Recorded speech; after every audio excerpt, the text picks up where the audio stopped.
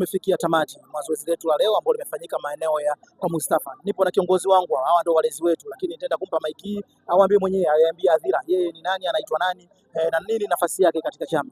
Heshima yako kiongozi. Naomba uambie Watanzania, bwana Mustafa ambao wanakutazama sasa hivi, jina lako naitwa nani na nini unaweza katika chama tawala? Mimi kwa majina naitwa Yusufu Masigeli. Okay. Ni mjumbe wa kamati ya siasa ya halmashauri kuu ya Chama cha Mapinduzi wilaya yetu ya Ilala. Na msingi leo nimekuja hapa kwa ajili ya kumwakilisha mwenyekiti wetu wa Chama cha Mapinduzi Alhaji Said Sultan Sile ambaye alipata uhuru, lakini nimekuja kwa niaba ya, sababu tunafanya kazi kama timu, basi nimekuja kumwasilisha kwenye iftar hii. Ndio kilichokuwa tuleta hapa. Na umejisikiaje baada ya kuona kama wewe ni miongoni mwa watu ambao utashiriki katika tukio hili leo? Basically kwanza nishukuru na nikumpongeza mwenyekiti wa serikali ya mtaa Mustafa pamoja na jumuiya moja ya vijana wa tawi la Mustafa kwa namna ya kipekee ambao wamefanya iftar.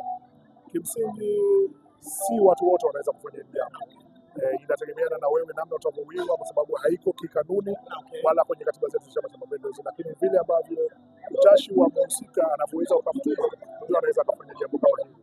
Lakini kipekee nipende kumpongeza sana mwenyekiti wa serikali ya mtaa huu wa Mustafa, lakini pia na jumuiya moja vijana ambao wameshirikiana kwa pamoja kufanya zoezi hili. Kwanza kwa iftar, kwa sababu ni sadaka na kwa sababu imetolewa na watu wote tumeshiriki waliofunga. Kwa hiyo hii tayari tunasema ni sadaka, lakini pia dua ambayo ilikuwa imeanza kabla ya iftar yenyewe. Msingi alikuwa ameomba dua kwa ajili ya kumwombea mkuu wa kituo cha kipolisi cha wilaya ya Chanika ambayo alipata ajali, ndugu yetu Chiko. Nafikiri wiki iliyopita alipata ajali marehemu, lakini alipata ajali hiyo na ilipelekea umauti.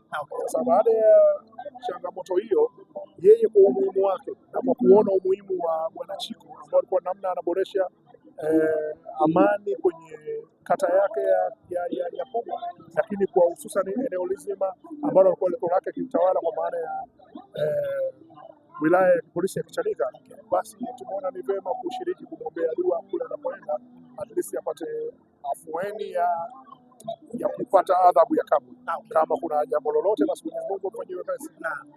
Kwa hiyo mimi nimpongeze kwa namna ya kipekee kukumbuka tu kufanya hiyo dua, lakini pia kushiriki na Waislamu wenzake na wasio Waislamu kwenye iftar hii ya leo. Na kwa uchache sana tunakaribia kuelekea katika uchaguzi mkuu. Nini rai yako kwa bwana Mustafa, kwa Watanzania kwa ujumla ambao wanatutazama sasa hivi kupitia Sanga Media TV?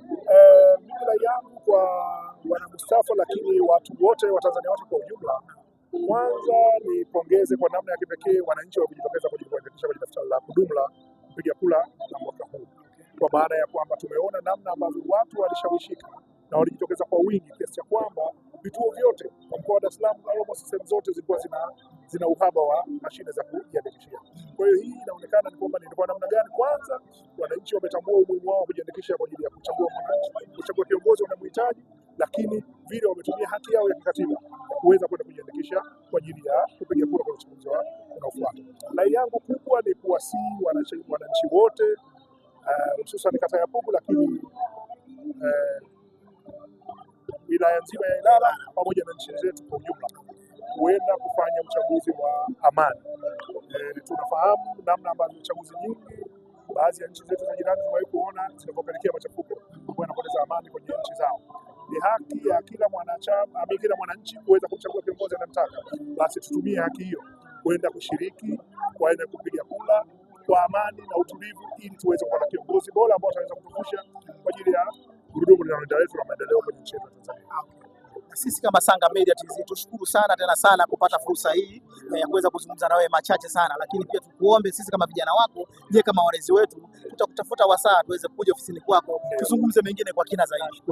Naomba tukutakie kila laheri. Tunashukuru sana. Niwapongeze na nyinyi pia kwa namna ya kipekee ambavyo mnaweza kuihabarisha jamii matukio ambayo yanatokea kwenye jamii zetu. Kwa hiyo niseme ni jambo jema. Shukrani sana. Wakati wote ambao mtakuwa na wasaa, basi tunaweza kuzungumza mengi zaidi. Shukrani sana. Asante sana. Shukrani sana.